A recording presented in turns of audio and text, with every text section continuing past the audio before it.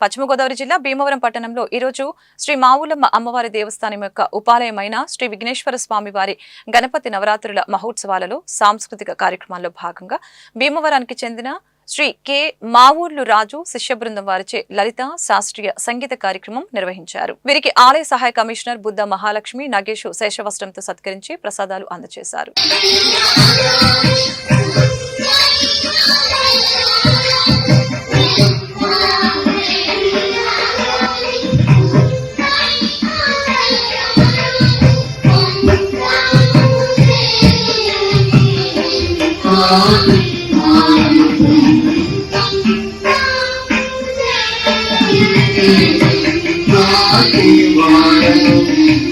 Thank you.